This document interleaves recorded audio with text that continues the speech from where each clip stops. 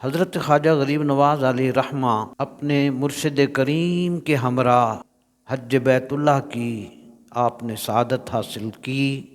مدینہ منورہ کی حاضری کے لیے آپ روانہ ہوئے اور مدینہ پاک میں حاضر ہوئے۔ وہاں پر آپ کے شیخ نے بارگاہ حبیب صلی اللہ علیہ وسلم میں یوں عرض کیا: یا رسول اللہ صلی اللہ علیہ وسلم، میری ساری زندگی کی کمائی معین الدین ہے، آقا اسے آپ کی بارگاہ میں حاضر کرتا ہوں۔ پھر مرشد نے فرمایا: معین، حضور صلی اللہ علیہ وسلم کی بارگاہ میں سلام عرض کریں۔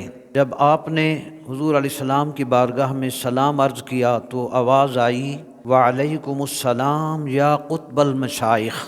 یہ ان کاملین کی عظمت ہے کہ وہ خود محبوب کریم علیہ السلام کی آواز سنتے ہیں۔ اس کو حضرت شیخ نے لکھا ہے۔ چنانچہ حضرت خواجہ معین الدین چشتی اجمیری علیہ رحمہ کو نائب الرسول کے لقب سے نوازا گیا اور رسول اللہ صلی اللہ علیہ وسلم کی بارگاہ سے سرزمین ہندوستان اور اجمیر کو تبلیغ دین کا مرکز بنانے کا حکم ملا۔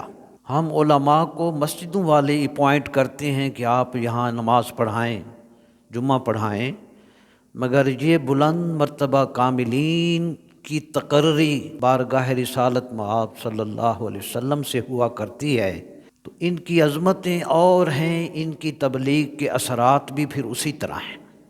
نبی کریم علیہ الصلوۃ والسلام نے خواب میں بشارت عطا فرمائی کہ معین الدین، تیرے وجود سے کفر کا اندھیرا دور ہوگا اور اسلام کی روشنی اور اسلام کا نور ہر سمت پھیلے گا۔ سیر الاقطاب کتاب ہے، اس کے صفحہ نمبر 124 پر